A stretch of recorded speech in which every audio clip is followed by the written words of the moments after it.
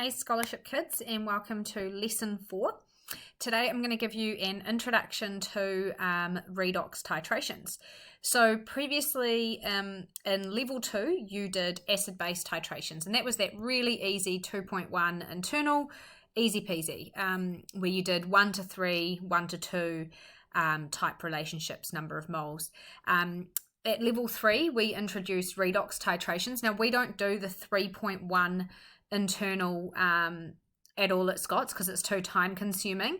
However, you guys are really lucky because you're going to learn the content of 3.1, which is redox titrations, during this segment and in the next lesson. So in this segment, I'm going to introduce to you redox titrations and two-stage redox titrations.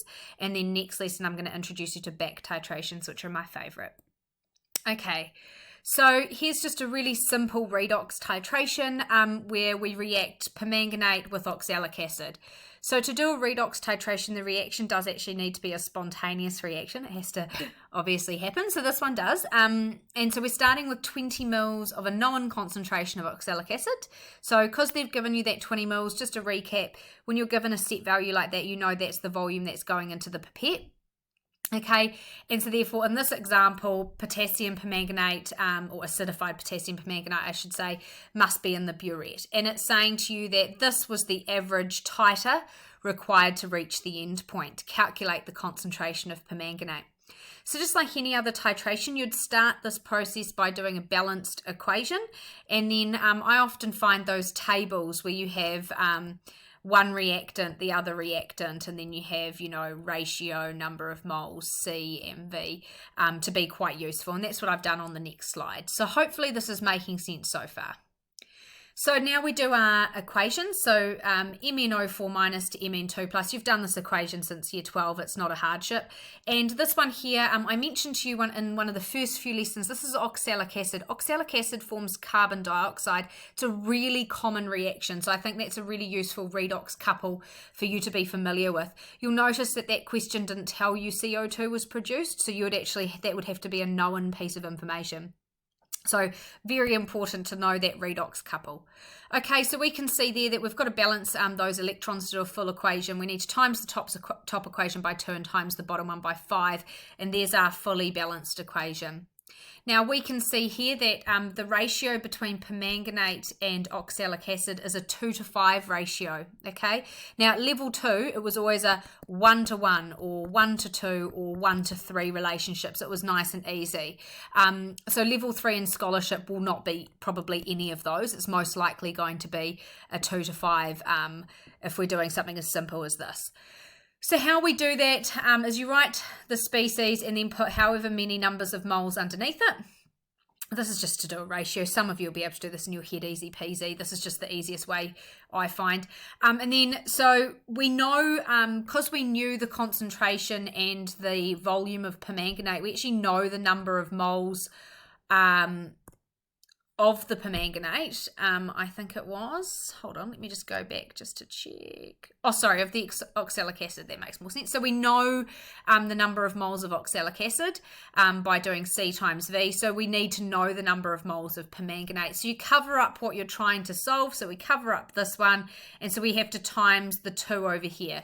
So it's 2/5 times the number of moles of oxalic acid. Now, a lot of the table we could have already filled in. So you were given the concentration of oxalic acid, you were given the volume, and we know the ratio. So all of the things I've underlined you were given. To calculate the N equals C times V, so these two have been times together. Don't forget this has been converted to litres, which you need it to be. And so this is the number of moles. Okay, so now we need to plug that number of moles into this relationship here, 2/5. So we times it by 2/5 and we get this number of moles. So now we know the volume. This was also given, I'll just circle the ones we've calculated. This was given in the question as being the average titer, again converted to litres. So to work out the C here, and we've got an N, so C equals N divided by V, and that's our concentration to 3 significant figures. So hopefully that makes sense. I don't think it's too much harder than it's not any harder than level 3 to be honest, but that's just an example of a redox titration. So here's a bit of a challenge, okay? I actually really like this question. This question's from the 2011 exam. So it says a mixture contains oxalic acid and sodium oxalate and a water-soluble impurity that does not react with sodium hydroxide or potassium permanganate. It says, determine the composition of the mixture. 2.496 grams of the mixture was dissolved in water to give 100 mils. Now it says in one test and then another test, you've got two different situations. So in the first test, 5 mils of the solution was titrated with this concentration of acidified permanganate, and it needed 23.35 mils to reach the equivalence point. So the first thing I note here when I'm going through is this reaction was reacted with permanganate. So we know from the previous example that this is a redox titration, because we know oxalic acid will react with permanganate in a redox reaction. Now oxalate will as well. So this is actually a redox, and we'll come back to this in a second. So this is a redox part. Then it says in another test, 10 mils of the solution was titrated with 0.104 sodium hydroxide, and it needed 17.3. Well, oxalic acid and sodium hydroxide, this is actually an acid-base titration. So this question's really cool because it links in both redox knowledge and acid-base knowledge of titrations. The actual question is to determine the mass fractions of oxalic acid, oxalate ion, and the impurity. Now there's a lot to this question, and we're going to go through it step by step, but I think it's brilliant. So it gives you the molar mass of oxalic acid and sodium oxalate to help you through, so you don't have to calculate those. So the first thing is that we're going to talk about is we're going to talk about this first test here. Okay, so right. Oh, this is me just explaining what the question's about. So the first titration is oxidation reduction, which we said. So here's the reduction half equation, that good old acidified permanganate to manganese ions. Now this part here, this is where if you didn't know this, you were kaput. So oxalic acid actually has an intermediate step that we often don't see, which is where it forms the oxalate ion. Now, if you have these two species reacting, permanganate and oxalic acid, you'll know from that previous titration example I just did with you, I just told you to go straight from H2C2O4 to CO2. And why did I tell you to do that? And the reason why is because any of this oxalate ion that's produced actually then further gets oxidized to CO2. So we don't actually ever see this intermediate if we were doing a reaction. The only reason why we have to discuss it is because instead of just starting with oxalic acid, they've told us that you have oxalic acid and oxalate ion. So these are both starting materials, and both of these would react. Now they could have made that question a little bit harder in my opinion, and they could have thrown some redox couples at you. And if they'd thrown some redox couples at you, you would have found that if you put these two together, you'd get a positive cell potential. And then if you put this one and this one together, you'd get a positive cell potential, which would then confirm that this goes all the way to this. But anyway, so this is like your first time seeing it.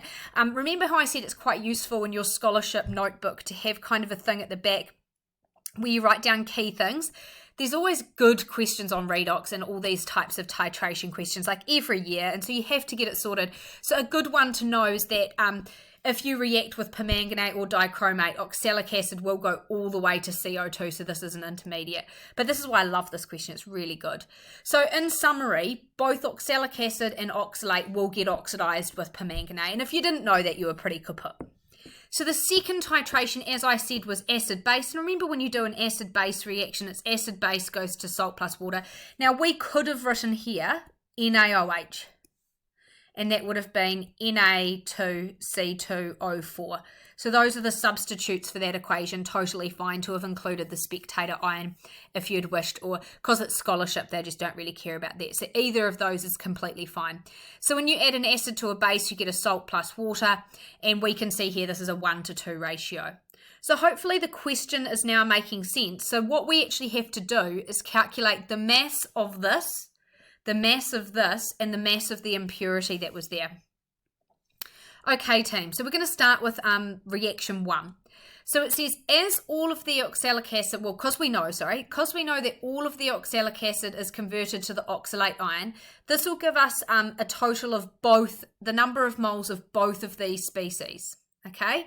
So MnO4 going to Mn2 plus, the oxalate going to carbon dioxide. So we see it's a 1:2 ratio here, and this is a, yeah, so then what we have to do is we know that to get balance the electrons, the top one has to be times by 2, the bottom one by 5, and here's our balanced equation. Okay, hopefully everyone's okay with that. The next step, team, is that we need to work out the number of, and the reason why I'm using oxalate ions is carboxylate, oxalic acid, sorry, God, I'm getting confused here. Oxalic acid is converted to the oxalate ion, and all of the oxalate ion gets converted to CO2. So effectively, we can use the oxalate ion because all of this gets converted to this, and so this is everything that we've got. Hopefully that makes sense. So once we've got our balanced equation, we can work out the number of moles of permanganate by using the information given. They gave us a concentration and they gave us a volume. So this is the number of moles using all given information. We now need to use these ratios that we did before. We're solving for oxalic acid, so we cover up oxalic acid here, and so therefore we have to do 5/2 this time. So 5/2 times the number of moles, and now we've got this number of moles.